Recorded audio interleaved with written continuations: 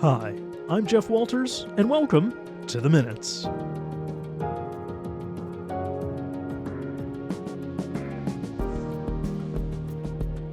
And thanks for listening today. It's great to have you along on The Minutes for the week of February the 10th, 2025. This is a City of Thunder Bay podcast. The Minutes takes a look at what happened at Thunder Bay City Council this past week. You can find The Minutes wherever you get your podcasts, including our YouTube channel and our website, thunderbay.ca/The Minutes. If you want to keep your finger on the pulse of what's happening at City Hall, just hit that subscribe button. On this episode, I'll have a rundown of what happened at Thunder Bay City Council this week, as well as an interview with Keri Greaves, the Commissioner of Corporate Services and City Treasurer. City Council ratified the operating budget on Monday night, and we'll hear all about it. But first, City Councilors ratified, as I just mentioned, the 2025 operating budget on Monday night. Council debated the budget on February the 3rd so quickly that a second meeting was cancelled. On Monday night, Council ratified the budget, with the budget increasing by 3.77%, which is less than the Council-directed target of 3.8%.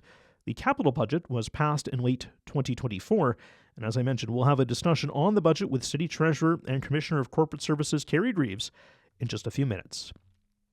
There were also a number of announcements on Monday night. One was from Growth Commissioner Kerry Marshall, telling Council that the first meeting of the Growth Task Force has taken place. Another was from Councillor Casey Atrenny, reminding the public of the Stoddies Tournament of Hearts starting on February 14th and inviting the public to take in some curling action at the Fort William Gardens. Another announcement from Community Services Commissioner Kelly Robertson was to remind people about registration dates for Pro Kids. All of those dates can be found online at thunderbay.ca and then clicking on the Recreation and Pro Kids tabs. As well, Councillor Albert Aiello will host a McIntyre Ward meeting on February the 26th, and that takes place at the Castle Green Community Centre. Council heard a presentation on Monday night from Michael Veneziale, who is representing a group that has committed to raising $1 million towards the new indoor turf facility. The group is exploring what type of opportunities are available to raise money. The group represents a number of user groups for the facility that includes soccer, football, lacrosse, frisbee, and baseball, along with others. In the past, this group has showed its support for the facility, and this is their way of showing financial support for the indoor turf facility. Council approved a resolution on Monday night from Councillor Michael Zassino asking to look into parking concerns along Sunrise Boulevard near Golf Links Road. Currently, there is space for about 8 vehicles to park along the south side of the road. People in the neighborhood have voiced concerns about parked vehicles creating a pinch point in traffic flow, made worse by a community mailbox in the area. Some people in the neighborhood have asked for the area to be designated as no parking, as is done on the north side of the street. A petition with 240 signatures was presented to Zassino on the matter. The city will now do a traffic study in the area to see if changes are needed. The area in question is already actively monitored for parking infractions. An update on this item, along with all other parking updates, will be brought to Council in January.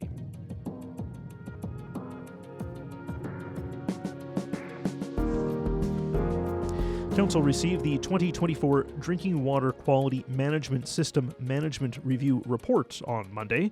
The report highlights the suitability, adequacy, and effectiveness of the system. It also includes internal and external audit results, water quality results, operational performance, and a review of system infrastructure. The external audit confirmed that the system is effectively implemented and meets the requirements as needed. In October, the Ministry of Environment, Conservation and Parks conducted an inspection of the system and gave an inspection rating of 100%. No instances of non-compliance or non-conformation were found. Council received a summary on Monday night of all of the contract variances administered by the Engineering Division since 2001.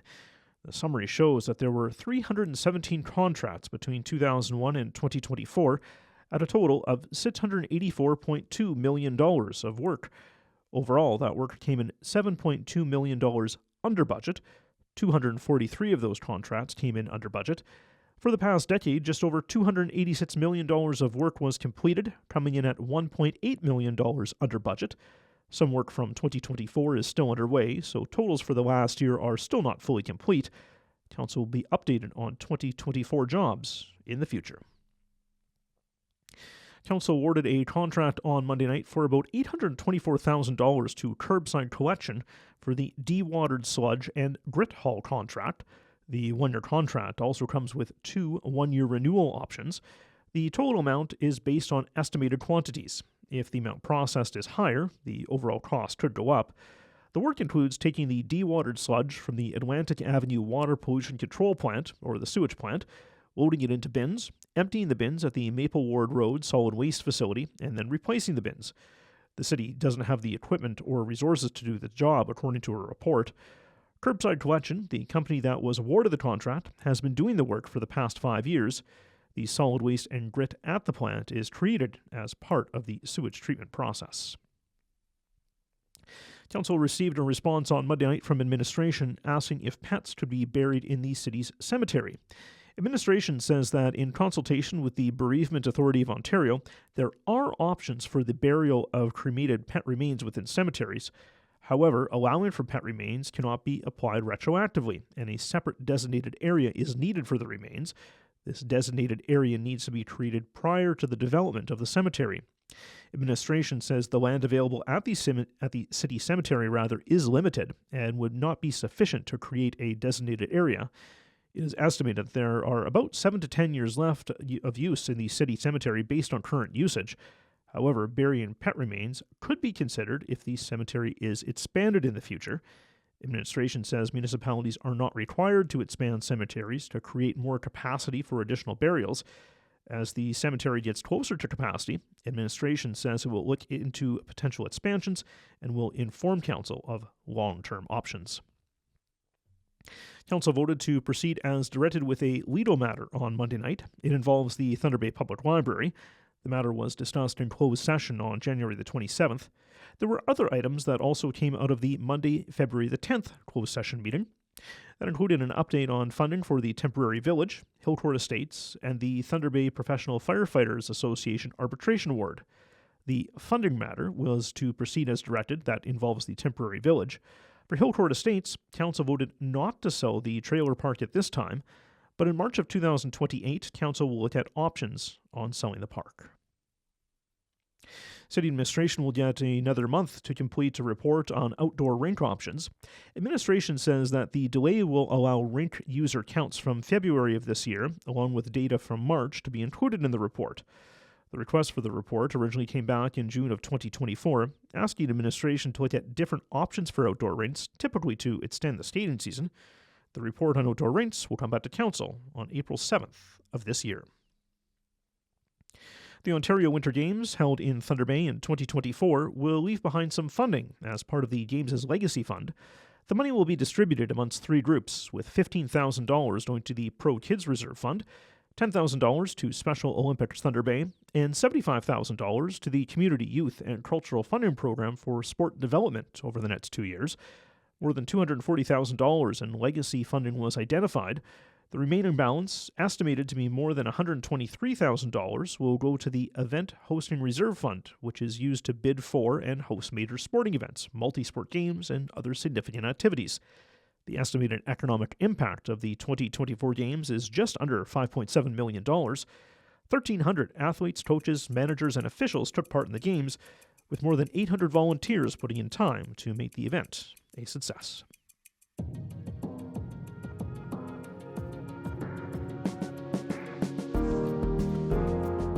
Council heard about and approved a 3-year plan for naming rights at city facilities. Council did go into closed session during this time, where they received confidential information about this particular issue. They then came back into open session to continue their debate. The Performance Sponsorship Group prepared a report for administration, noting that there are 9 facilities that could have naming rights attached to them. Council approval is needed to implement naming rights at parks and other facilities like rinks, and policies on naming rights already exist. The report says that naming rights are a type of sponsorship and have a commitment involved. This is an established way of funding recreational and cultural facilities. The report says that primary naming rights for a city facility could bring in between $75,000 and $500,000 over a 5 to 15-year period. The top facilities for naming rights are the Fort William Gardens, Canada Games Complex, proposed multi-use turf facility, Prince Arthur's Landing Festival area, and the Centennial Conservatory. Other areas that could have naming rights attached include arenas, stadiums, and baseball diamonds. The report notes that initial naming rights should be pursued this year for the Canada Games Complex, Centennial Conservatory, and the proposed indoor turf facility. Next year, administration will look at finding sponsors for satellite arenas, Fort William and Port Arthur stadiums, and the Fort William Gardens. A target revenue of $25,000 is identified for this year. And finally, City Manager John Collin presented his 2025 work plan to Council on Monday night. Collin said that, like past years, this year would be challenging, with the next couple of years slated to be the same. The plan is to assist staff with workloads by prioritizing what needs to be done over the next 3 years. The document says that if city staff take on too much work, the results at best will be mediocre.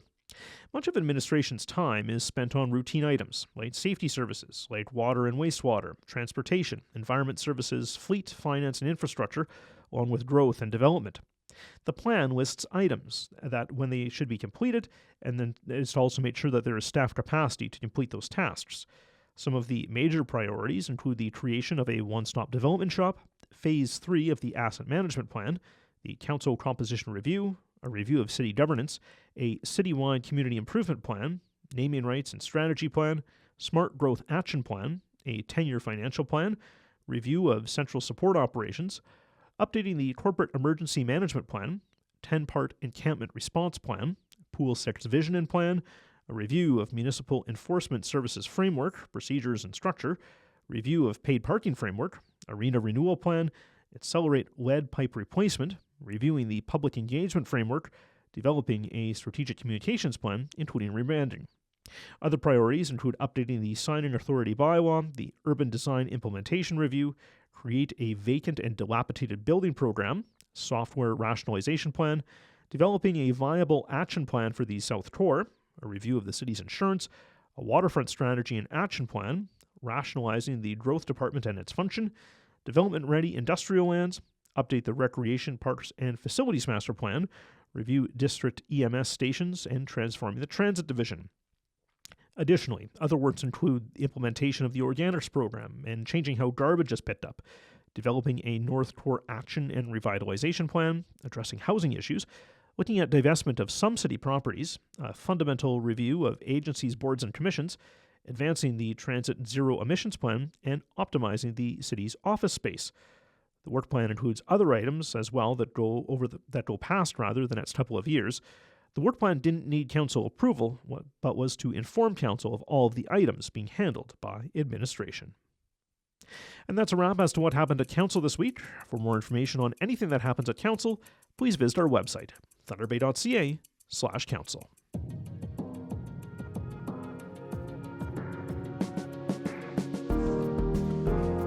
As far back as nearly everyone can remember, this was a quick budget year. And by that, I mean from presenting to passing, the city's operating budget was discussed and then ratified in just a couple of meetings. The operating budget, same thing. Now that the budget is passed and ratified, city administration can issue contracts and get to work on priorities for the year. Keri Greaves is the city treasurer and commissioner of corporate services, and he plays a key role in the formation of the annual budget. Keri, thanks for coming into the Minute Studio today. Yeah, thanks for having me. So the budget process different this year than other years. Can you tell me how you kind of went about creating the budget for this year? Yeah, in the fall, or in the early fall, the city manager suggested that maybe we split up the capital and the operating budgets, and so we got to work. Most of the capital behind the scenes work was done. So it really was a matter of putting a package together and bringing that to council. And then we focused on the operating after that. And we spent a lot of extra time this year changing the budget format, trying to make it a little more readable and more approachable for council, but also the public. So you've got this different format that you used. Do you think that helped, I guess, make this process, record timing? It felt like. Yeah, the feedback from council and from the public was positive. The feedback from council, in particular, what I heard was that as they usually do when they go through the budget binder, they jot down their questions. And what they were finding is that they would jot down a question, flip through the next page, and they find their answer. So I think that did help expedite their review. And so their questions during deliberation were more higher level, more policy based rather than into the weeds of where the numbers come from. Yeah, because in past years I've covered many budgets. There was a lot of line by line. What does this line mean? What does this line mean? Right? Yeah. We didn't see that this year. Yeah, we tried to get ahead of them a little bit. So what we focused on really during the deliberation was those policy type questions. We had a lot of questions regarding cybersecurity, for instance, and even when we went, back in November during the capital during the capital deliberations, the questions were more about understanding what the projects were versus the amount that was going into each of the projects, and I thought that it led to a more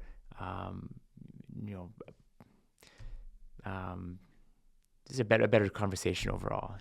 Even though this was a quick budget, there was still certainly some discussion over the city's spending. So what were kind of the things that council were still curious about, even though the information was maybe a bit more forthcoming in this budget?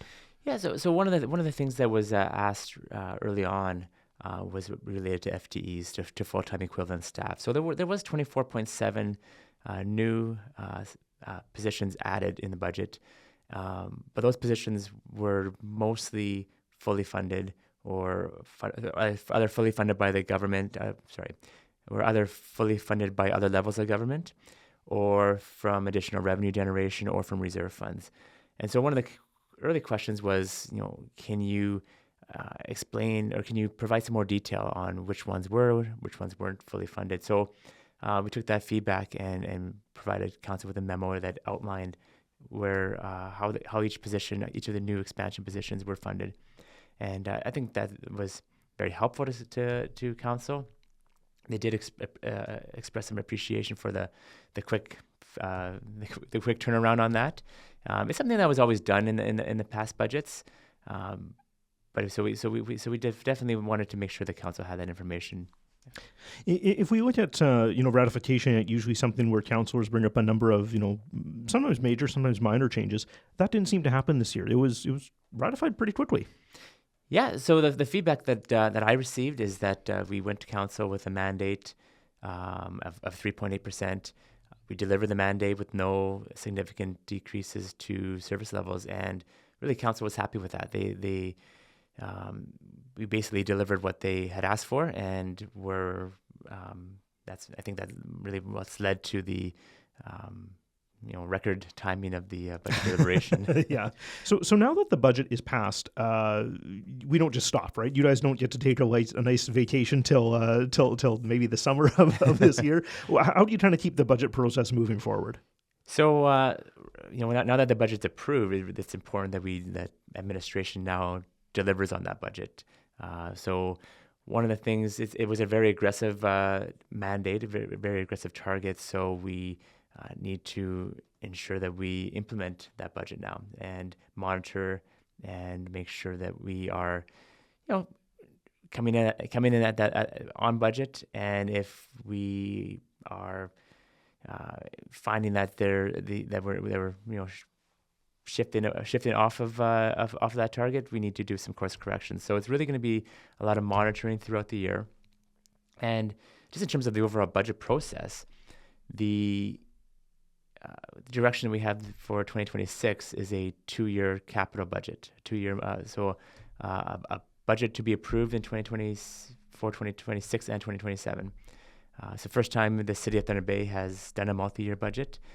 The other municipalities have, so Okay. There's a lot of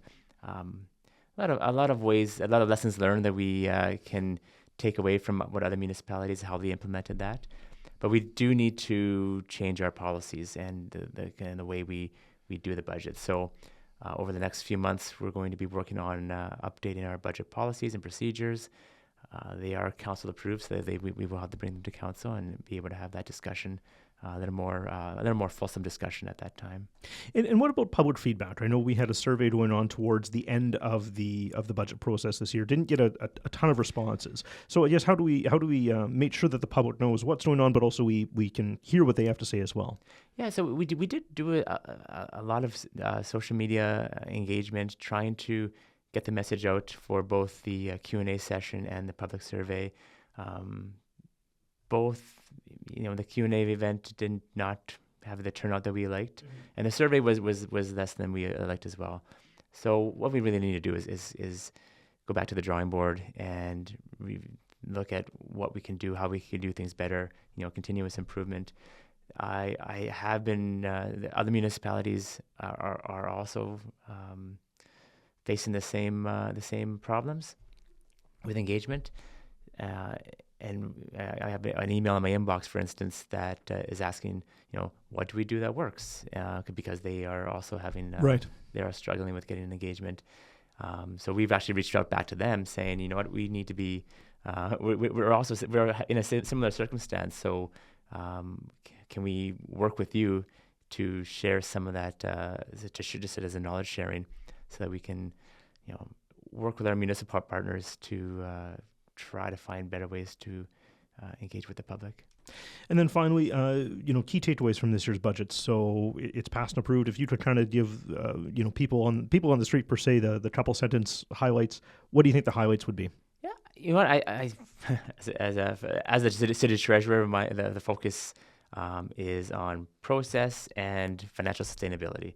I think the process, the enhancements to the process were very well received, and that to a very good result.